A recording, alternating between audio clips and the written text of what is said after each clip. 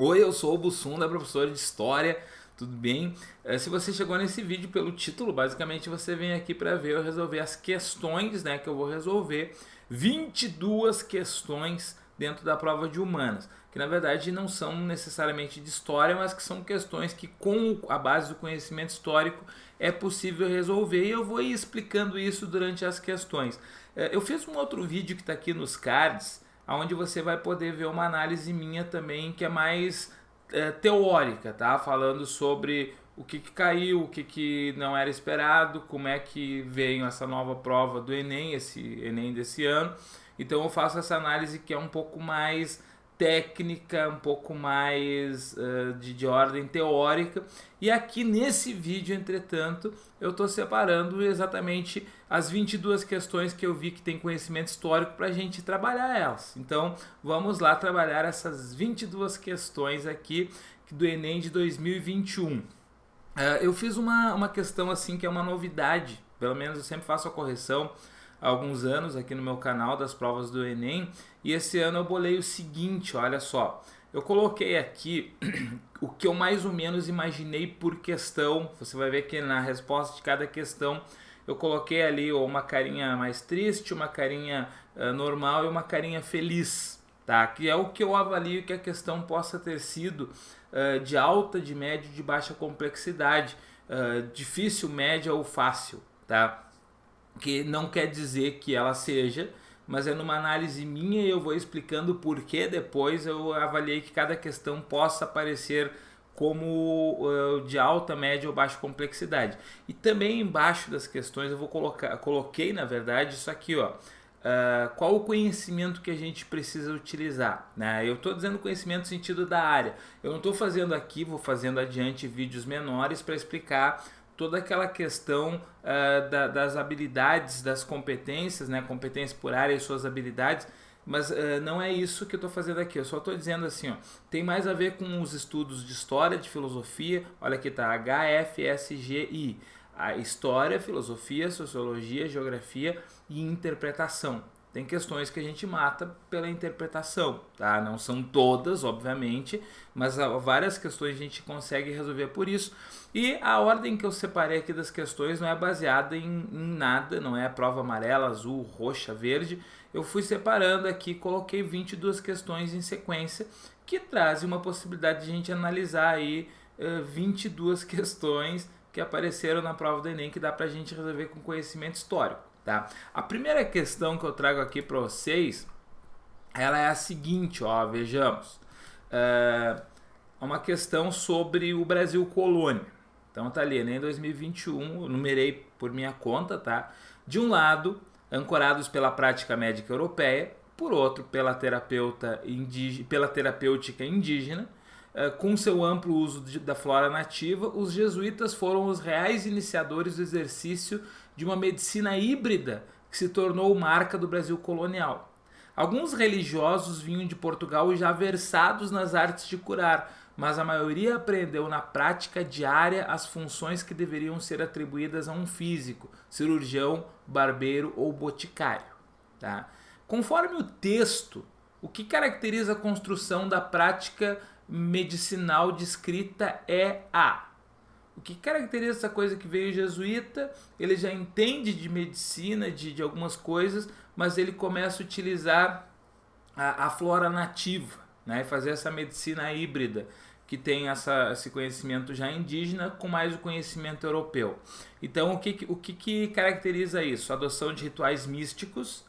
Olha só, muita gente pode ter marcado isso aqui, pensando que o indígena ele tinha a questão do ritual místico como cura, tinha também, mas muitas das ervas eram realmente pelo conhecimento da natureza, de ir experimentando, até pode ter derivado de ritual místico, mas com o passar do tempo foi virando um conhecimento inspirado no conhecimento direto das ervas e seus efeitos sobre o organismo humano. Então não vai ser letra A. Rejeição dos dogmas cristãos. Você não está precisando rejeitar os dogmas cristãos para aceitar o conhecimento de ervas, porque não é por uma área religiosa, como eu falei. A superação da tradição popular, pelo contrário, seria a incorporação da tradição popular, que é o uso de ervas. A imposição da farmacologia nativa não é imposição, é a mistura. E aí fica essa aqui, a conjugação dos saberes empíricos. O saber médico de lá, que é empírico, que é prático, com o saber dos indígenas aqui, que é empírico e prático, e que se juntam. Então, fecha na letra E. Olha só, coloquei letra E, história mais filosofia. Porque em filosofia você estuda empirismo, você estuda esse vocabulário que ajuda você a resolver essa questão. Tá? Então, e coloquei como uma questão fácil. Tá? Uma questão que ela é tranquila, porque ela não tem muito mistério ali. Primeiro que ela é curtinha. E segundo que você consegue, através da leitura do texto, do conhecimento de algumas questões de história ou filosofia, resolver ela. Tá? Vamos para a próxima. Tá? Questão 2. Desde o século XII, que a cristandade ocidental era agitada pelo desafio lançado pela cultura profana, a dos romances de cavalaria, mas também a cultura folclórica dos camponeses e igualmente dos citadinos, de caráter mais jurídico, a cultura eclesiástica, cujo veículo era o latim. Francisco de Assis veio alterar a situação propondo aos seus ouvintes uma mensagem acessível a todos e, simultaneamente, enobrecendo a língua vulgar através do seu uso na religião. Então está falando Francisco de Assis, que ele vem valorizando essa cultura que já era dos citadinos, do povo da cidade e tal, no campo jurídico, trazendo também os romances da cavalaria, a cultura folclórica, e propondo uma mensagem acessível a todos, enobrecendo a língua vulgar através do seu uso na religião. Tá? Que o Francisco de Assis ele começa a fazer isso. Por exemplo, a missa, que tinha o corpo em latim, etc. Muitos movimentos internos da igreja começaram a buscar uma aproximação com os setores populares, até para ampliar a mensagem, né, religiosa, e através do uso das línguas vulgares. Tá? Mas olha só, atenção para o comando da questão. O comportamento desse religioso demonstra uma preocupação com as características assumidas pela igreja e com as desigualdades sociais compartilhadas do seu tempo pelos. Tá? O comportamento do religioso, que é o Francisco de Assis, está pensando em se aproximar mais da cultura popular, tá? Do povão.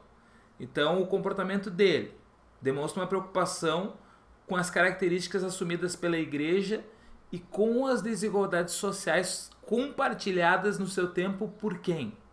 Quem é que compartilha dessa ideia de mais aproximação do povo, que se preocupa com as desigualdades sociais? Letra A, os senhores feudais? Os senhores feudais estão nem aí. Tá? Letra B, os movimentos heréticos. Deixa congelado ali. Letra C, os integrantes das cruzadas, que na verdade são os senhores feudais, né? As corporações de ofício, que são os grupos que estão produzindo nas cidades, que até podem ter algum viés desse sentido aí, mas não é o grande destaque que está se preocupando com uma cultura mais popular e com a desigualdade social. Universidade medieval. Muita gente, eu acredito, possa ter marcado universidade medieval. Eu mesmo, quando peguei a prova e li corrido, pensei, não, universidade. Mas aí eu fui ler melhor, principalmente o comando, que está dizendo assim, ó, além dos grupos do Francisco de Assis ali, que tem essa preocupação com a aproximação do povo aí, e com o combate à desigualdade social, quem mais se preocupa com isso? A universidade ela não era um instrumento que se preocupava com a questão da desigualdade social. Ela até pode ter promovido depois, lá principalmente na época da Reforma, as críticas da igreja, a aproximação com grupos mais sociais e etc., mas não era naquele momento ali no século XII, quando estão sendo erguidas as primeiras universidades e elas são vinculadas à igreja, uma instituição que está muito preocupada com essa questão da desigualdade social. Quem estava preocupado com a desigualdade social eram os movimentos heréticos. Tá? Por isso, olha aqui, eu coloquei a resposta e vai ver ali no cantinho, tá a história, e tá com a carinha triste, porque ela é difícil. Porque essa questão aqui, ela exige um monte de compreensão e conhecimento do aluno, então é tranquilo que a pessoa tenha errado lá na prova do Enem.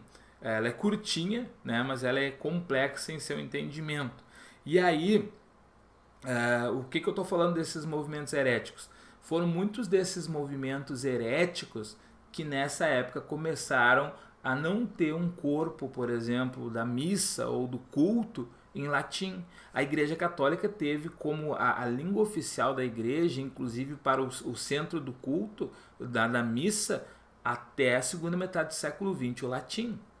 E a igreja não gostava dos grupos de dentro da igreja que começassem a vulgarizar o latim. E também foram grupos aí desses vulgares, né, desses clérigos vulgares, que criaram algumas ordens religiosas que auxiliavam os mais pobres e tudo mais, e alguns desses grupos foram chamados de hereges, foram pessoas. Heresia, a gente tem que entender que não é só questão de virar inimigo frontal da igreja e ir para a fogueira. Heresia é desvio.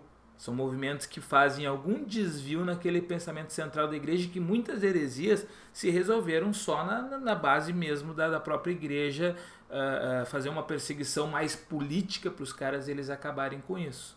Mas são muitos dos movimentos heréticos que fazem essa questão de se aproximar do setor popular. Tá? Bem difícil essa questão, uma das mais difíceis do Enem para mim, certo? Olha só, vamos para a próxima, a número 3.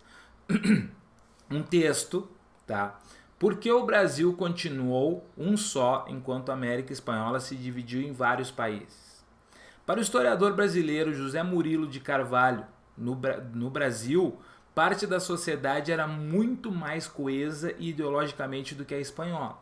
Carvalho argumenta que isso se deveu à tradição burocrática portuguesa. Portugal nunca permitiu a criação de universidades em sua colônia. Por outro lado, na América Espanhola, entre 1772 e 1872, 150 mil estudantes se formaram em universidades locais. Para o historiador mexicano Alfredo Ávila Rueda, as universidades da América Espanhola eram, em sua maioria, reacionárias. Nesse sentido, o historiador mexicano diz acreditar que a livre circulação de impressos, jornais, livros e panfletos na América Espanhola, que não era permitida na América Portuguesa, a proibição só foi revertida em 1808, teve função muito mais importante na construção de regionalismos do que propriamente as universidades. Olha só, então o historiador brasileiro José Murilo de Carvalho está dizendo que aqui, como não tinha universidade, não nasceu um sistema crítico e a sociedade ficou mais coesa, digamos, em ignorância, tá? E não ter um horizonte intelectual para criticar o governo português. Só que daí vai esse historiador mexicano Alfredo Ávila Rueda. Eles não, aqui a universidade era conservadora, as universidades da América Espanhola. Então o que teve mais foram os panfletos, os grupos tipo jornalistas que distribuíram esses panfletos aí. Então, veja bem, os pontos de vista dos historiadores referidos no texto são divergentes em relação ao quê? Letra A. O papel desempenhado pelas instituições de ensino na criação das múltiplas identidades. Letra B. O controle exercido pelos grupos de imprensa na centralização das esferas administrativas. Não é letra B, não. Os grupos de imprensa, quando o Rueda cita, não é para dizer que eles ajudam na centralização, é para dizer que eles colaboram justamente na fragmentação. Letra C. O abandono sofrido pelas comunidades de docentes na concepção da coletividade pública, da política. Gente, é para dizer onde que eles são divergentes. O Murilo falou que no Brasil não tinha universidade, então ele não está dizendo que houve abandono das comunidades docentes aqui. Letra D. Lugar ocupado pelas associações de acadêmicos no fortalecimento das agremiações estudantis. O Rueda está falando que as universidades eram conservadoras, não tem esse fortalecimento de agremiações estudantis aí não. Letra E. Protagonismo assumido pelos meios de comunicação. Protagonismo? Os meios de comunicação, que seriam os panfletos que ele fala, é que assume o desenvolvimento das nações alfabetizadas? Não. O que eles estão discordando é, letra A, o desempenho, né, das instituições de ensino na criação das múltiplas identidades. Enquanto o Murilo aqui do Brasil falou que, como não tinha universidade, ficou tudo unido, E lá na América Espanhola não. O Rueda disse não, na América Espanhola mesmo tendo universidade foi conservadora. Então eles discordam em relação a essa questão das instituições de ensino, das universidades. Tem história, tá? Conhecimento histórico, processo de independência, de emancipações ali, o que leva o Brasil a manter-se unido e a América Espanhola fragmentada, mas também tem a interpretação do texto. E eu coloquei como difícil a carinha triste ali, porque é um texto relativamente grande no meio da prova do Enem, que é complexa, que é volumosa, cheia de textos, e ele não é tão simples assim de ser interpretado, principalmente no tempo que se propõe, que é 3 a 4 minutos cada questão. Tá? Por isso, ele tornar-se-á possivelmente de alta complexidade depois na distribuição de nota. Tá? Gente, olha só, questão 4. Eu, Dom João, pela graça de Deus, faço saber a vossa mercê que me aprouve banir para esta cidade vários ciganos, homens, mulheres e crianças, devido ao seu escandaloso procedimento neste reino. Tiveram ordem de seguirem diversos navios destinados a este porto, e tendo eu proibido, por lei recente, o uso da sua língua habitual, ordeno a vossa mercê que cumpra essa lei sob ameaça de penalidades, não permitindo que ensinem dita língua a seus filhos, de maneira que daqui por diante o seu uso desapareça. Tá? É o Dom João perseguindo os ciganos, né, e dizendo que ele não queria que os ciganos ficassem difundindo sua cultura, sua escrita e tal, e sua fala em Portugal, mandou para a colônia. Tá? Então, olha aqui, a ordem emanada da coroa portuguesa para a sua colônia americana em 1718 apresentava um tratamento de identidade cultural pautado em: letra A, converter os grupos infiéis à religião oficial. Não está falando nada de religião e de conversão. Letra B, suprimir formas divergentes de interação social. Acho que é essa aí, para aí. Letra C, evitar envolvimento estrangeiro na economia local. Ele tirou o cigano de lá e colocou o cigano cá. Então ele não está criando uma metodologia de evitar envolvimento em economia. Letra D, reprimir indivíduos engajados em revoltas nativistas. Nada a ver com as famosas revoltas nativistas. Não tem ciganos se revoltando lá, só tem ciganos que estão difundindo sua cultura e o Dom João não gostou. Letra E, controlar manifestações artísticas. Não é controle de manifestação artística e nem de comunidade autóctone. Autóctone é nativa. Os ciganos não são nativos, os ciganos são um povo sem lar, na verdade, né? Então a gente ficou realmente, ele está tirando os ciganos de lá, mandando para cá para suprimir formas divergentes de interação social, e ele ainda diz o seguinte: tiveram ordem de seguirem diversos navios, e tendo eu proibido por lei recente o uso da sua língua habitual, ordeno que vossa mercê cumpra essa lei. Tipo, já está proibindo os caras de terem a sua língua, falarem na sua língua, e mandou para cá e continua a restrição. Foi para tirar de Portugal, mandar para uma área inóspita, mas manteve essa proibição porque é para suprimir as formas divergentes, né? Para evitar que a cultura cigana se espalhasse, certo? Então ficou na letra B. Pode ser história. Sociologia fala também dessa questão das identidades culturais, né? E é uma questão interpretativa, tá? Com um bom tom de interpretação você chegava nessa resposta também, letra B. Vamos para a próxima? Questão 5. Manifesto dos Pioneiros da Educação Nova, 1932. A Educação Nova, alargando a sua finalidade para além dos limites das classes, assume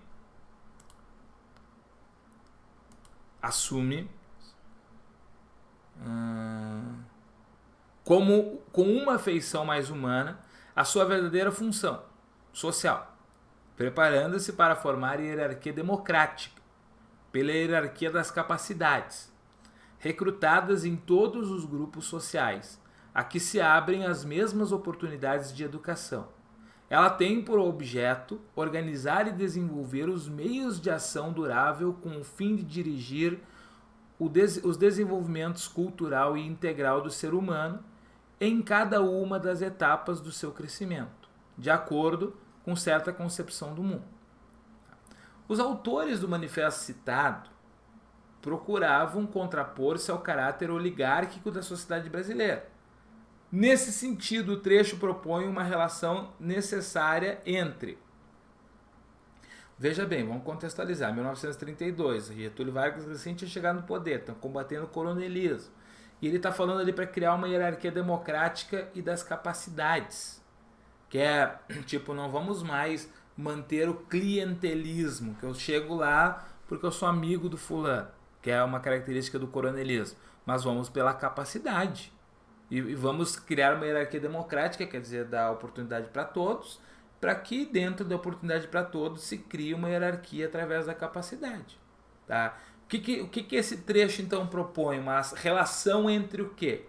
Ensino técnico e mercado de trabalho. Atenção, porque ele não está falando que é ensino, que tipo de ensino que é. Tá? Então não é ensino técnico. Acesso à escola e valorização do mérito. Quer dizer, o acesso para todos e a valorização do mérito, da capacidade que ele está falando ali. Vamos ver as outras aqui, ó, mas é letra B a resposta.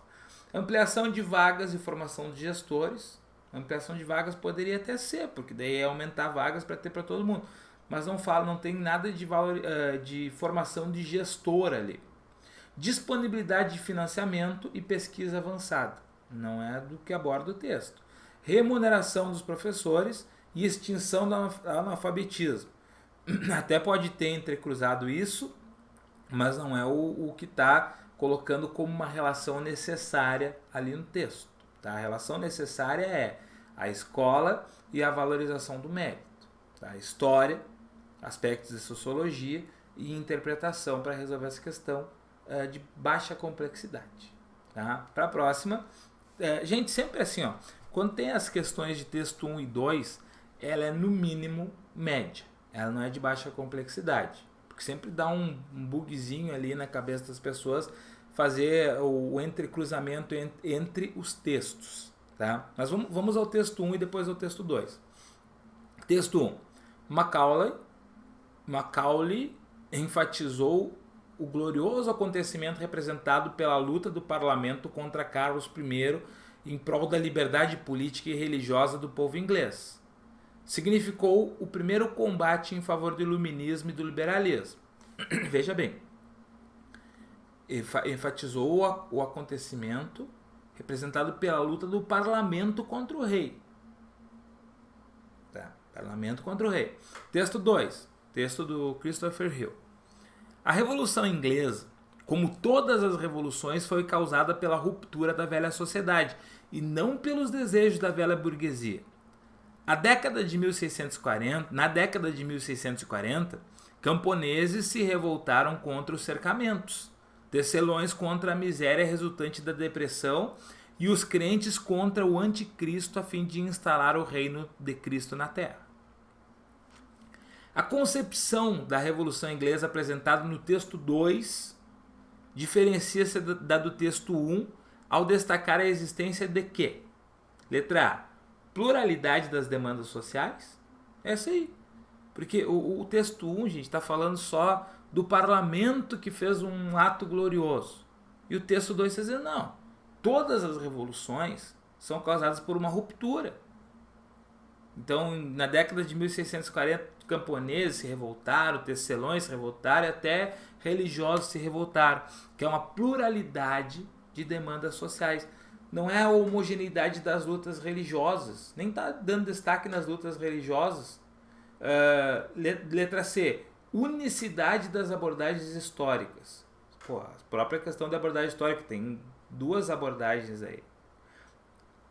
Superficialidade dos interesses políticos. Não, o interesse político ele é importante, assim como o interesse econômico, o interesse social e etc. Letra E. Superioridade dos aspectos econômicos. Ele não colocou, não elencou a questão se um interesse é melhor que o outro. Ele está mostrando a pluralidade. Tá? Pluralidade das demandas sociais. História e interpretação. E eu coloquei ali a carinha meia, né? Porque quando tem interpretação de texto 1 e texto 2, a galera tende a se lascar um pouquinho. Então, só por isso que ela não é fácil, tá? Enem, questão 7 da minha sequência aqui. O governo Vargas, principalmente durante o Estado Novo, pretendeu construir um Estado capaz de criar uma nova sociedade. Uma dimensão chave desse projeto tinha no território seu foco principal.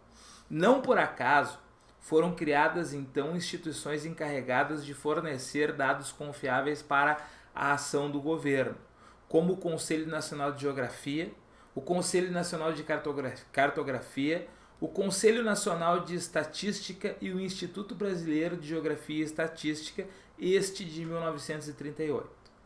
Tá, olha só, está criando Conselho de Geografia Nacional, Cartografia, de Estatística, cria-se IBGE. Tá? Por que o governo Vargas cria isso tudo? A criação dessas instituições pelo governo representava uma estratégia política de quê?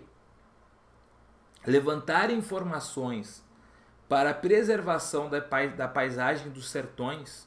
Pô, tu vai criar tantas coisas só para preservar. Não que não seja importante preservar a paisagem dos sertões, mas só para isso. Só para essa finalidade. Letra B. Controlar o crescimento exponencial da população brasileira. O IBGE vai controlar o crescimento da população. Não, né? São outras, não são instituições, são políticas públicas para controle de crescimento. Letra C. Obter conhecimento científico das diversidades regionais. Essa é a função do IBGE, que faz até hoje censo e etc., por exemplo. Letra D. Conter o fluxo migratório do campo para a cidade. De novo, mais ou menos como a B, tu tem que criar uma política de governo para fazer isso, não criar instituições necessariamente. Letra E, propor a criação de novas unidades da federação. Não estava se propondo, vamos criar novos estados. Não, estava se fazendo então isso, obtendo conhecimento científico das diversidades regionais. O conhecimento de história nos leva a isso, o conhecimento de geografia, onde se estuda, né, essa questão das diversidades regionais e a estatística sobre o Brasil e tudo mais, e se fala sobre o IBGE, inclusive. Então, é isso. É tentar compreender o Brasil como o Vargas estava fazendo. Um governo que pensa o Brasil como o Brasil, que centraliza o poder, mas pensa nas particularidades regionais e cria essas instituições todas para tentar compreender o Brasil como um todo, certo? A próxima questão aqui, 8. Quando Getúlio se suicidou, quando Getúlio Vargas se suicidou, em agosto de 1954, o país parecia à beira do caos. Aquado por uma grave crise política, o velho líder preferiu uma bala no peito à humilhação de aceitar uma nova deposição, como a que sofrera em outubro de 1945. Entretanto, ao contrário do que imaginavam os inimigos, ao ruído do estampido não se seguiu o silêncio que cerca a derrota. O evento analisado no texto teve como repercussão imediata na política nacional o quê? A reação popular, a intervenção militar, a abertura democrática, a campanha anticomunista ou a radicalização oposicionista. Gente, a letra A, reação popular. Mas eu coloquei aqui, ó, história, e coloquei a carinha ali meia, né? Não é fácil nem difícil, mas eu coloquei assim, porque olha, para mim é fácil. Para muitos de vocês pode ter sido fácil, mas para muitos outros não, porque exige o conhecimento específico. Não há um campo interpretativo, uma outra coisa. O que aconteceu quando Getúlio se matou? Veio a intervenção militar. Se tu não estudou, tu não sabe. Nasceu uma campanha anticomunista. A oposição se radicalizou. Não. O povo saiu às ruas em defesa do Vargas, principalmente depois de conhecer a Carta Testamento, e quebrou tudo e desarticulou a oposição ao Vargas. Tá? Então é uma questão que ela fica nessa faixa aí, que não é nem difícil nem fácil, e ela só não é fácil por conta disso. Para mim ela é fácil. Eu olhei, essa aqui não tem o que fazer. Mas ela é uma questão que para muitas pessoas que não conhecem, não tem essa leitura exata, ela pode ser difícil, então eu coloquei assim, ficou no meio ali, entre o fácil e o difícil. Fácil demais para uns, difícil demais para outros, certo? Olha só, Enem 2021, questão 9 da nossa lista, nem guerras nem revoltas. Os incêndios eram os mais frequentes tormentos do Regnum Itálico. Entre 880 e 1080, as cidades estiveram completamente entregues ao apetite das chamas. A certa altura, a documentação parece vencer pela insistência do vocabulário, levando até o leitor mais crítico a cogitar que os medievais tinham razão ao tratar aqueles acontecimentos como castigos que antecederam o julgamento final.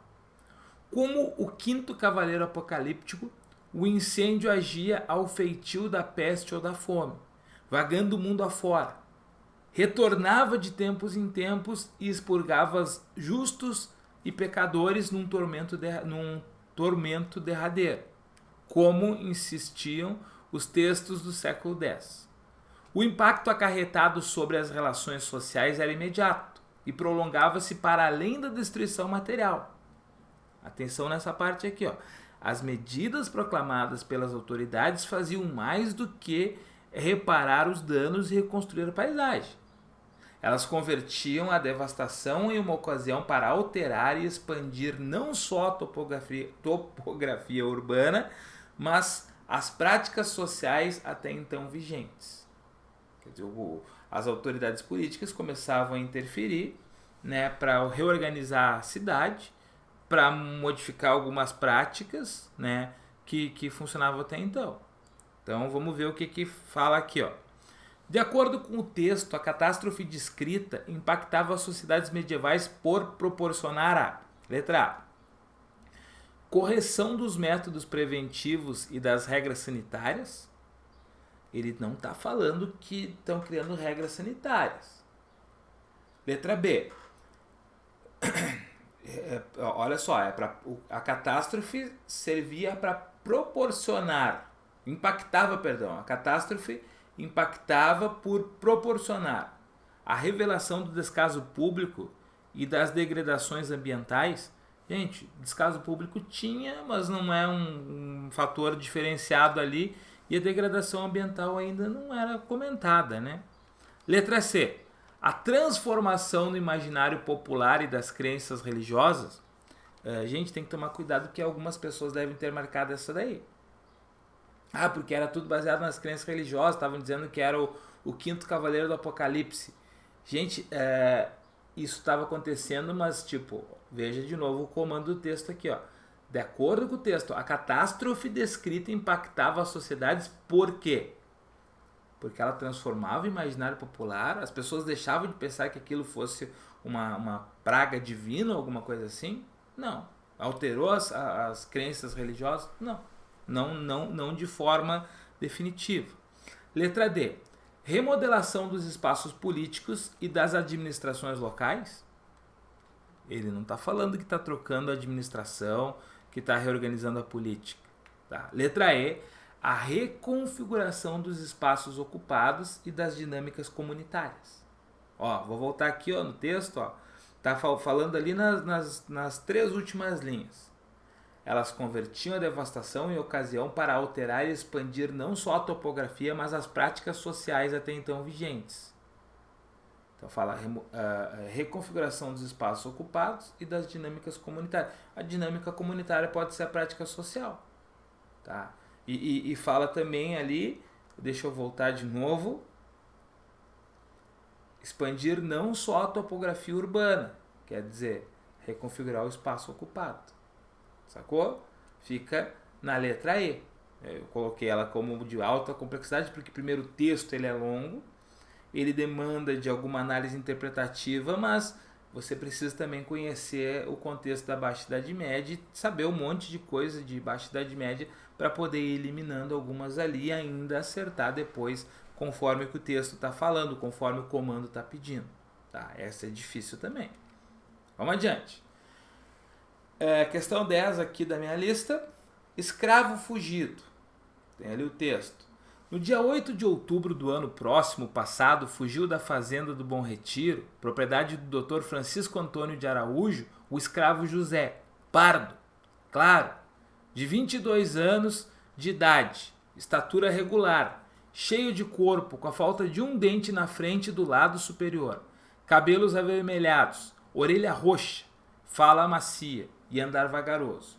Intitula-se Forro, e quando fugiu a primeira vez, esteve contratado como camarada em uma fazenda em Capivari.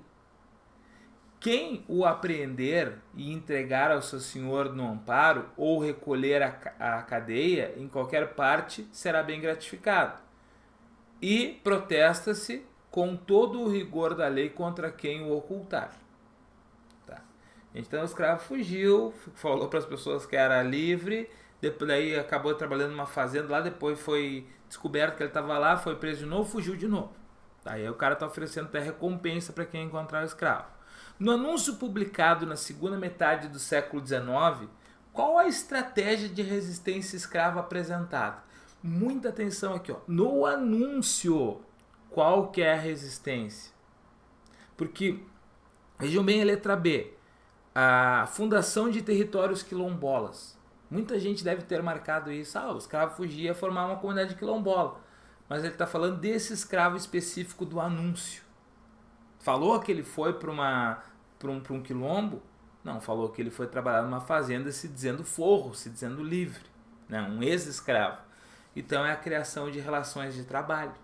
A resposta é essa. Tá? Porque ele, como estratégia de resistência, o que ele faz? Ele foge da escravidão, vai lá para uma fazenda e começa a trabalhar. Quer dizer, ele cria uma relação de trabalho onde que as pessoas não vão suspeitar que ele é fugitivo, porque ele mentiu que ele já era forro, que ele já era livre, que ele já tinha recebido a alforria. Tá? Deixa eu eliminar as outras aqui. A suavização da aplicação das normas, não está falando, tá inclusive descrevendo que tem a lei, que quem não entregar ele tá fugindo e tal, e ele tem que ser denunciado. Então não está dizendo, nesse caso deixa ele fugir. Tá? Regularização das funções remuneradas, não é o que está fazendo regularização de função nenhuma. E letra E, constituição da economia de subsistência. Não está falando que ele foi plantar mandioca lá no meio do mato, está falando que ele foi trabalhar numa fazenda. Não é uma economia de subsistência. Mas vejam bem, eu coloquei ali a história, a interpretação principalmente por você se ligar que tem que seguir o anúncio, não o conhecimento amplo de história que você tem. E eu coloquei assim, razoável. Porque é fácil, ela não é, justamente por causa do comando ali que leva muita gente a errar. Mas também não é coisa difícil assim, fica no meio termo ali, certo? Questão 11. Outra questão que envolve escravidão no Brasil. Texto 1, na verdade, é uma imagem onde que aparece ali as pessoas carregando os baldes ou potes ou sei lá o que for na cabeça, que são os escravos tigres, que eram chamados, daqui a pouco eu explico melhor. E o texto 2 que está falando sobre isso. A repugnante tarefa de carregar lixo e os dejetos da casa para as praças e praias era geralmente destinada ao único escravo da família ou ao menor status ou valor. Todas as noites, depois das 10 horas, os escravos, conhecidos popularmente como tigres, levavam tubos ou barris de excremento e lixo sobre a cabeça pelas ruas do rio. Por isso que eles ganharam o apelido de tigres, porque vinha aquele chorume escorrendo e aquilo chegou a deixar marcas em alguns que lembravam a marca dos tigres, porque o lixo em si ele vai gerando uma mistura que pode gerar algum efeito químico que é de deixar marca. Tá? Então, esses são os escravos tigres. Mas, enfim, a ação representada na imagem e descrita no texto evidencia uma prática do cotidiano das cidades do Brasil do século XVIII e XIX, caracterizada pela a valorização do trabalho braçal, não, trabalho de escravo e de um escravo específico. Tá? Não é uma valorização, se valorizaria o trabalho braçal se, sei lá, o cara é o escravo desse aí, é muito importante, deram liberdade para ele. Não, ele era um escravo extremamente humilhado. Letra B, a reiteração da hierarquia social. Quer dizer, a afirmação, a reafirmação de que existe uma hierarquia. Que o branco faz certas coisas, o negro faz outras coisas, e dentro desses negros aí tem ainda o escravo tigre, que é o que faz esse trabalho mais degradante de carregar o lixo de banheiro, o lixo de seja lá o que for, nas costas ou na cabeça até levar para longe da casa, né? Então a letra B é a resposta. Letra C, sacralização das atividades laborais, quer dizer, transformar a atividade de trabalho em sagrada, não tem nada a ver. Letra D, a superação das exclusões econômicas, continua tendo exclusão econômica, não mexe em nada com a ideia de inclusão ou exclusão isso. A ressignificação das heranças religiosas, não tem questão de herança religiosa aí envolvida. É uma questão que tem história, tem interpretação e é de baixa complexidade. Questão 12. Durante os anos de 1854 e 55, o governo brasileiro, por meio de sua representação diplomática em Londres e os livre-cambistas ingleses, nas colunas do Daily News e na Câmara dos Comuns, aumentaram a pressão pela revogação da Lei de Aberdeen. O governo britânico, entretanto, ainda receava que, sem um tratado anglo-brasileiro satisfatório para substituí-la, não haveria nada que impedisse os brasileiros de um dia voltarem aos velhos hábitos. Essa questão, gente, eu não considerei ela fácil, justamente por isso, porque o texto introduziu ali, mas o que são esses velhos hábitos? O que é a Lei de Aberdeen? Tá? Eu sei que para quem estudou, isso é mais tranquilo, mas para quem não tem um estudo mais profundo, ou quem não atentou para detalhe, o que é a Lei de Aberdeen? A Bill Aberdeen, né? Que é a que proibiu o tráfico de escravos no Atlântico. E aí o governo da Inglaterra ficou sendo pressionado por grupos de brasileiros que até foram à Câmara dos Comuns para pedir que fosse revogada a lei, mas os ingleses não queriam abrir mão dessa lei porque eles não queriam mais o tráfico de escravos. Então, as tensões diplomáticas expressas no texto indicam o interesse britânico em quê? Estabelecer jurisdição conciliadora? Não parece, porque há uma ideia dos ingleses sobre o Brasil. Letra B. Compartilhar negócios marítimos? Não é compartilhar. Estão proibindo um negócio. Letra C. Fomentar políticas higienistas? Não é a política higienista. A política higienista, gente, é a política de abandono das populações pobres, afrodescendentes, escravas, o que for, de algumas áreas, para fazer uma espécie de limpeza social para a sociedade, conforme a ótica da época ficar mais bonita, onde se tinha um racismo muito forte, mas não é isso que está falando ali. Letra D, manter a proibição comercial. O que indica, tá ali, as tensões diplomáticas expressas no texto indicam o interesse britânico em manter a proibição comercial. Não é promover o negócio familiar, né? É manter a proibição comercial. Eu coloquei ali que ela é regular, não é fácil nem difícil, porque a pessoa tinha que saber especificamente o que a Bill Aberdeen falava. Porque sem saber da Bill Aberdeen ou da Lei de Aberdeen aqui, a pessoa começa a se complicar nessa questão e erra, certo? Mas era para manter a proibição comercial. Enem 2021, questão 13, texto 1 e texto 2. Texto 1. Portadoras de mensagem espiritual do passado, as obras monumentais de cada povo perduram no presente como o testemunho vivo de suas tradições seculares. A humanidade, cada vez mais consciente da unidade dos valores humanos, as considera um bem comum e, perante as gerações futuras, se reconhece solidariamente responsável por preservá-las, impondo a si mesma o dever de transmiti-las na plenitude de sua autenticidade. O texto 1 está falando que as obras monumentais de cada povo, elas são testemunho vivo das suas tradições, e a humanidade, cada vez mais consciente, as considera um bem comum e quer preservar para levar para as gerações futuras. O texto 2. Os sistemas tradicionais de proteção se mostram cada vez menos eficientes diante do processo acelerado de urbanização e transformação da nossa sociedade. A legislação de proteção peca por considerar o monumento, até certo ponto, desvinculado da realidade socioeconômica. O tombamento, ao decretar a imutabilidade do monumento, provoca a redução do seu valor venal e o abandono, o que causa, ainda que lenta, destruição inevitável. O texto 2 está falando que talvez esses monumentos aí que o texto 1 falava, eles são monumentos que parecem ser desvinculados da realidade socioeconômica. Eles perdem valor quando são tombados e deixados ali, eles vão se deteriorando, vão se destruindo sozinhos. Tá? Aí o que pede o comando aqui? Escritos de temporalidade histórica aproximada, os textos se distanciam ao apresentarem pontos de vista diferentes sobre ampliação do comércio de imagens. Ninguém está falando em comércio de imagens, saca? Está falando de preservação de patrimônio, de monumento. Substituição de materiais de valor artístico. Nada a ver com nada isso. Letra C. Políticas de conservação de bens culturais. Acho que sim. Letra D. Defesa da privatização de sítios arqueológicos. Ninguém falou em privatizar. Letra E. Medidas de salvaguarda de peças museológicas? Também não. Não estou falando em salvaguardar as peças de museu.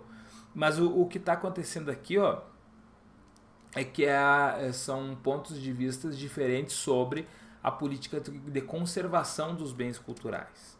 Tá? Por que isso? Porque o texto 1 está falando que parece que todo mundo já está aprendendo e que está se preocupando em preservar. Texto 2, ficam abandonados, vão perdendo valor e vão se deteriorando. Então é a política de conservação dos bens culturais. Cabe bastante interpretação e história nessa questão aí, que por ter um texto 1 e 2 relativamente complexos, não é necessariamente uma questão difícil, mas demanda de mais tempo e precisão. Por isso eu coloquei ela ali com a carinha normal, sem estar feliz, sem estar triste. 14. Vocês que fazem parte dessa massa, que passa nos projetos do futuro, é duro tanto ter que caminhar e dar muito mais do que receber. Vida de Gado, povo marcado e povo feliz. Tá? Vida de Gado, a canção clássica do Zé Ramalho, que foi feita em 1979 durante a ditadura militar no Brasil. Qual o comportamento coletivo é criticado no trecho da letra da canção lançada em 79? Qual é o comportamento ali? Ele diz, é duro tanto ter que caminhar e dar muito mais do que receber. É uma massa que fica se entregando e recebendo quase nada e aceitando isso. Vida de gado, povo marcado, povo feliz. Não é militância política, porque o militante político ele não aceita passivamente as coisas. Não é o altruísmo religioso da letra C, que é a preocupação com o outro do ponto de vista religioso, não. Não é o autocontrole moral, nem o inconformismo eleitoral. O que ele critica, veja bem, o que é criticado no trecho? A passividade social. Você aceitar aquilo ali e ser como um gado, que vai andando, vai na fileira, vai junto, porque já está ali. Tá? Então, passividade social é o que é criticado. Envolve história, envolve sociologia, envolve interpretação. Certo?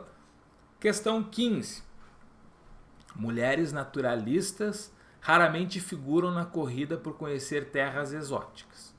No século XIX, mulheres como a Lady Charlotte Canning eventualmente coletavam espécimes botânicos, mas quase sempre no papel de esposas coloniais, viajando para locais onde seus maridos as levavam e não em busca de seus próprios projetos científicos.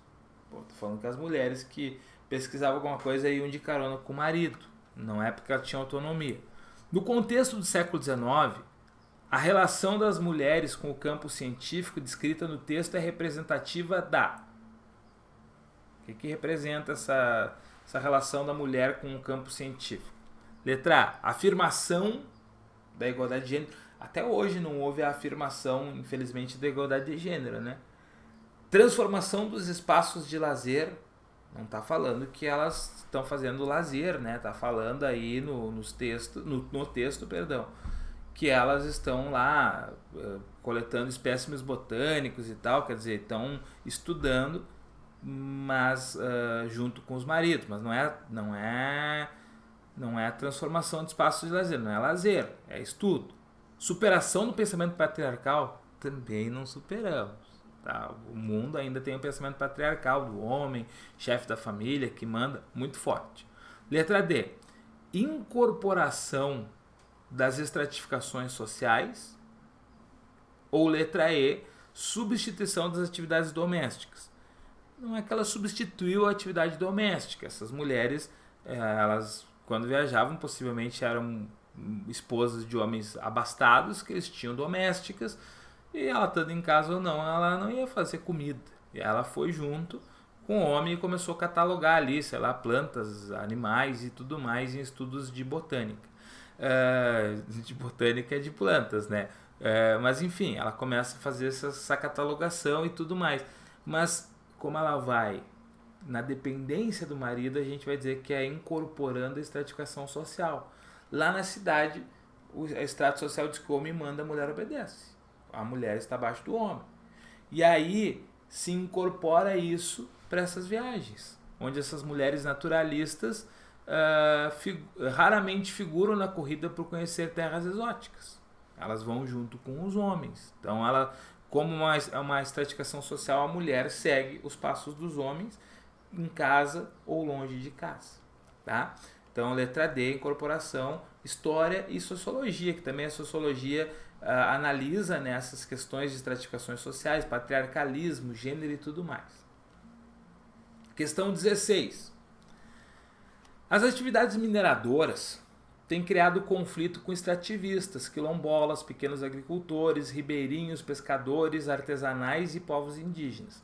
Em geral, estes sujeitos têm encontrado grande dificuldade de reproduzir suas dinâmicas territoriais depois da instalação da atividade mineradora. Nem sempre com o reconhecimento do impacto ao seu território pelo Estado e pela empresa, ficando sem qualquer tipo de compensação econômica. Em outros casos, nem a compensação econômica tem sido capaz de evitar o esgarçamento das relações sociais desses grupos que sofrem com a reconstrução abrupta das suas identidades e das suas dinâmicas territoriais. O texto apresenta uma relação entre a atividade econômica e organização social, marcada pela escassez do incentivo cultural. Não tem nada a ver com questão de incentivo cultural aí, né? Pelo rompimento de vínculos locais.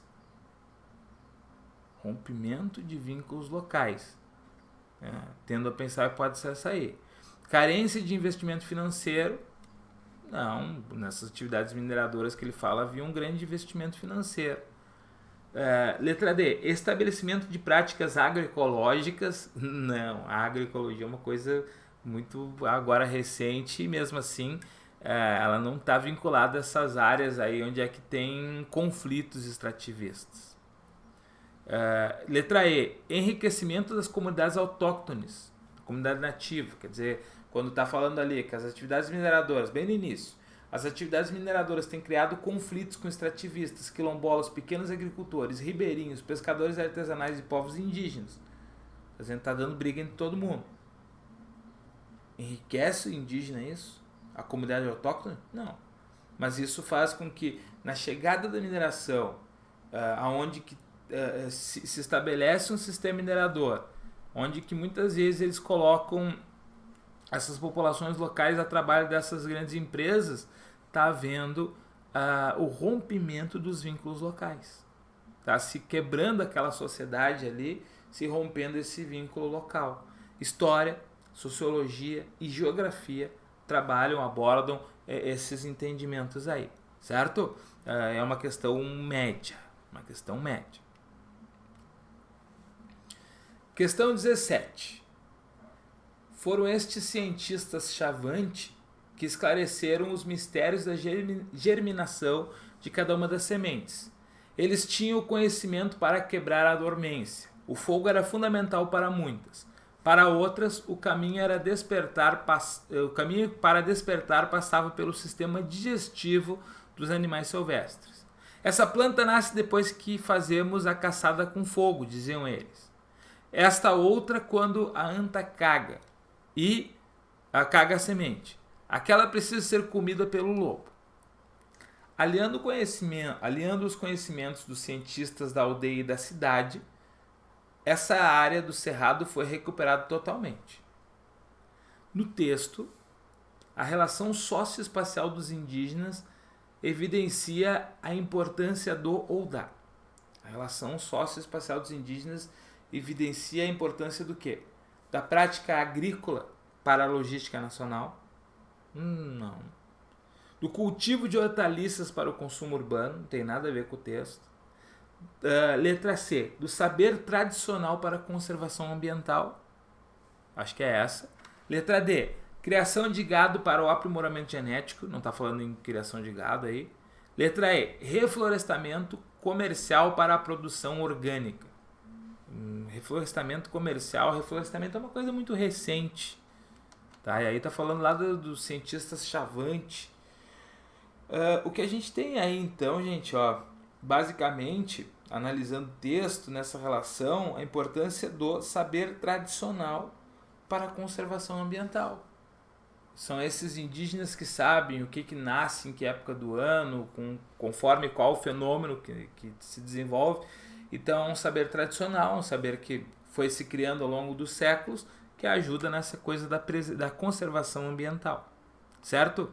Essa questão eu coloquei fácil, mas ela pode ser média, tá? Acho que eu me equivoquei, acho que ela pode ser média. Questão 18.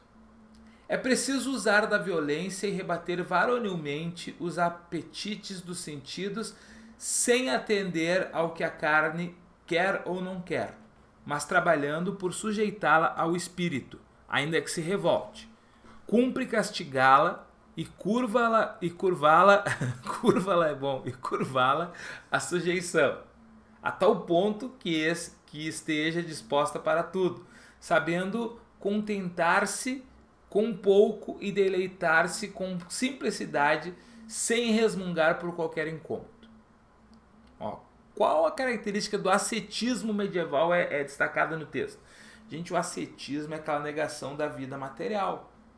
Você estuda em história isso, né? O ascetismo, depois mais tarde na reforma vem o hedonismo, que é a valorização dessa vida material. Mas ele está falando ali, ó, o que se destaca no texto desse ascetismo?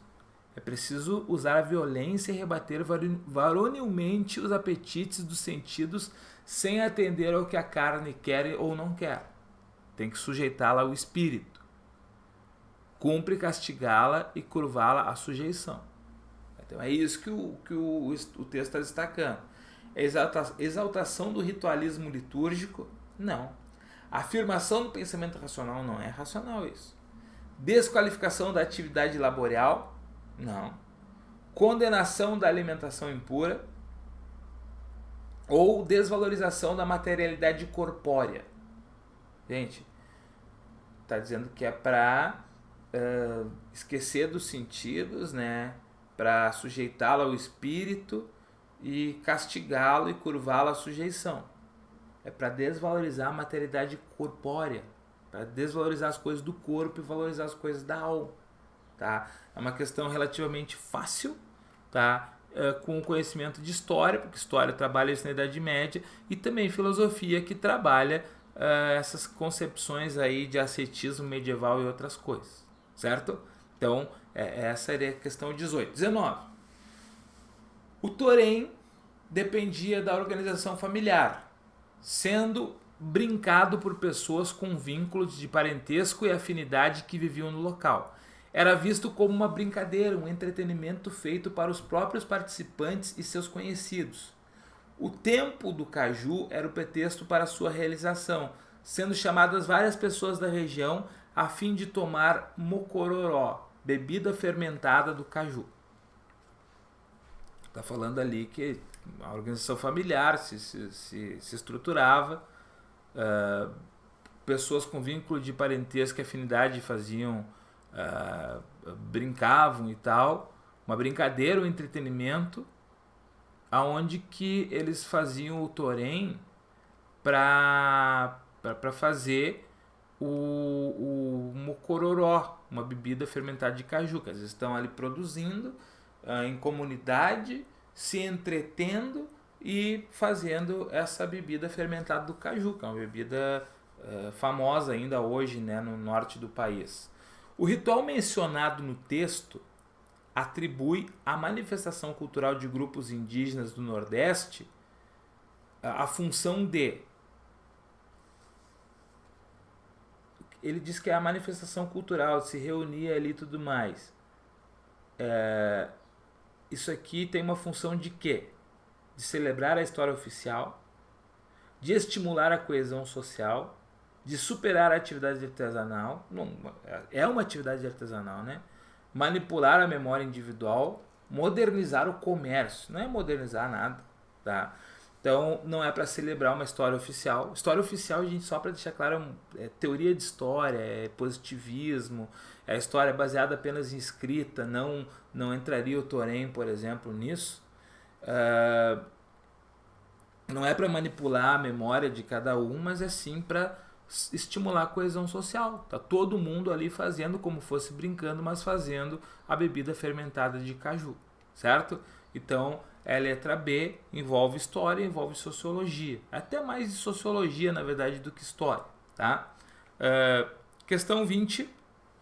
Ao mesmo tempo, graças às amplas possibilidades que tive de observar a classe média, vossa adversária, rapidamente concluí que vós tendes razão, inteira razão, em não esperar dela qualquer ajuda. Seus interesses são diametralmente opostos aos vossos, mesmo que ela procure incessantemente afirmar o contrário e vos queira persuadir de que sente a maior simpatia por vossa sorte, mas seus atos desmentem suas palavras. Engels, né? Marx não caiu, mas Engels caiu, né? Para quem não conhece, Engels é o parceiro intelectual de Karl Marx, né? Então ele está falando ali um texto, né, sobre a classe média, dizendo que ela não é aliada dos pobres e tudo mais. No texto, o autor representa delineamentos éticos que correspondem ao conceito de luta de classes. Tá? Ele está dizendo que a luta de classe não tem o classe média, tem o que o domina e o que é dominado. Então a classe média ela é do grupo dominado com aspiração de quem quer dominar. A classe média em tese é pobre, um pouco remediada com aspiração burguesa. Então dentro de uma análise marxista, tá? Então daí não é o alicerce, letra B, da ideia de mais-valia. Mais-valia é o dinheiro que eu gero para a empresa onde eu trabalho. Eu recebo, sei lá, 1.000 de salário e gero 5.000 de lucro, 4.000 é mais-valia. Não é o fundamento de método científico. Não é paradigmas do processo indagativo. Domínios do fetichismo da mercadoria. Gente, essa questão, olha só, é letra A a resposta, mas eu coloquei assim, ó, história e sociologia. Coloquei ali mais ou menos, né, a carinha séria, nem triste, nem feliz, porque você tem que conhecer o pensamento marxista para entender que eles negam a ideia de que uma classe média possa ser interessante. A sociedade ela é quem domina e quem é dominado. E a classe média se colocaria no meio disso e por isso não é confiável. Tá? Então é o conceito da luta de classes aqui. Mas eu não coloquei ela fácil. Muitas pessoas que têm um conhecimento foram ali, já marcaram a luta de classe imediatamente. Mas para quem não conhece, não domina minimamente sociologia marxista, não vai conseguir achar as respostas de uma maneira fácil. Tá? Sigamos. Questão 21. Famoso por ser o encantador de viúvas da cidade de Cabeceiras, na Paraíba, Zé de Sila é um contador de histórias parecido com o personagem Chicó do Alto da Compadecida. Ele defende veementemente que a oração da avó sustentava mais a chuva. Quando era pequeno e chovia por aqui, ajudava minha avó colocando os pratos emborcados no terreiro para diminuir o vento. Ela fazia isso e rezava para a chuva durar mais, diz Zé de Sila. Ao destacar expressões e vivências populares do cotidiano, o contexto mobiliza os seguintes aspectos da diversidade regional.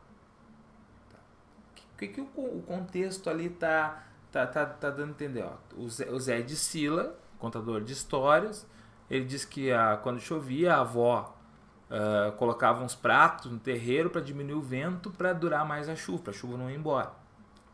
Então, isso aqui mobiliza o quê? Aliança afetiva conectada ao ritual matrimonial. Não tá.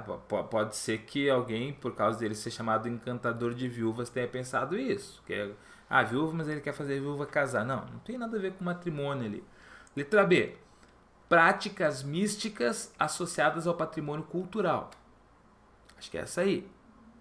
Manifestações teatrais atreladas ao imaginário político. Não é uma manifestação teatral. Não está falando de imaginário teatral ou político. Letra D. Narrativas fílmicas relacionadas às intempéries climáticas. Não sei que a pessoa confundiu, achou que é o Alto da Compadecida que a gente está falando, que primeiro inicialmente é um livro, né? Depois tem a versão fílmica. Mas não é isso também. Letra E. Argumentações literárias interligadas às catástrofes ambientais. Chuva não é uma catástrofe ambiental, né? E também não é uma argumentação literária. O que está falando ali é dessa prática mística, de acreditar que colocando um prato aqui, um ali, vai reduzir o vento e daí vai durar mais a chuva. E isso se soma ao patrimônio cultural. Por que é patrimônio cultural? O saber, o conhecimento de uma comunidade, ela é um patrimônio cultural. Seja uma técnica de plantio de mandioca de forma A ou B, seja a forma de lidar no solo de forma C ou D, seja as práticas de cura que a gente já tinha visto uma questão lá com ervas, até mesmo uma questão mística. Isso tudo é o patrimônio da cultura de uma comunidade. Tá? Coloquei que a história e sociologia trabalha mais esse aspecto, mas história também fala dessa questão do patrimônio cultural, que é importantíssimo ao longo do tempo para a prova do Enem, certo? A última, questão 22, tá? Da minha lista aqui. Quando a taxa de remuneração do capital excede substancialmente a taxa de crescimento da economia, pela lógica, a riqueza herdada aumenta mais rápido do que a renda e a produção. Então, basta aos herdeiros poupar uma parte limitada da renda do seu capital para que ele cresça mais rápido que a economia como um todo. Sob essas condições, é quase inevitável que a riqueza herdada supere a riqueza constituída durante uma vida de trabalho e que a concentração do capital atinja níveis muito altos. Vê a última parte. É quase inevitável que a riqueza herdada supere a riqueza constituída. Quer dizer, a riqueza herdada, né, utilizada assim como uma forma de investimento e de capital, ela vai crescer mais do que a riqueza constituída, a riqueza que eu for construir ao longo da vida. Tipo, você herdou muito dinheiro e eu sou um trabalhador. Ao longo da vida eu vou trabalhar sem ter herança, e eu não vou chegar perto do que você herdou, porque aquela herança vai se ampliando, vai se acumulando. Considerando os princípios que legitimam as democracias liberais, a lógica econômica no texto enfraquece o quê? Porque o princípio que legitima a democracia liberal hoje é o princípio de que você vai, através do mérito, que já teve até uma questão que falou disso, questão do mérito, da luta, você vai conseguir seu lugar no espaço. Só que, pelo que disse o Thomas Piketty, é o autor do Capital no século XXI, ele é um cara que ele critica muito essas relações aí, dizendo que o capital ele é quase que invencível, que você não vai conseguir vencer ou superar de uma forma razoável o grande capital, a grande herança, as grandes fortunas, as grandes empresas. Tá? Então, toda a lógica do Thomas Piketty enfraquece o quê? A ideologia do mérito, a ideia da meritocracia. Não. Qual é o meu mérito de ter... o meu mérito é herdar uma fortuna. Tá? Então foge daquela lógica de que se você lutar, trabalhar e tal, você vai conseguir. Então ele não enfraquece o direito do nascimento. Ele, pelo contrário, ele mantém a ideia do nascimento. Não tem nada a ver com a eficácia da legislação. Enfraquece o ganho das financeiras. Eu posso herdar e investir no setor financeiro e ampliar o ganho. Não quer dizer. A eficiência dos mercados também não enfraquece a eficiência. O mercado ele vai continuar agindo e sendo eficiente, só que ele vai permitir a concentração de renda, porque a ideologia do mérito, pelo Piketty, pelo texto ali, não é possível. Tá? Então, ideologia do mérito. Lendo o texto, tem aspectos de história para compreender a concentração econômica desde o capitalismo financeiro do século XIX, aspectos de sociologia, e o texto, lendo ele, você consegue interpretar e chegar na resposta na letra A, certo? E aí, então, fechamos a nossa análise aqui. Deixa eu ver quanto tempo deu. 1 hora e 10 minutos, né, de análise sobre as questões, 22 questões aí do Enem de 2021. Espero que tenha ajudado você.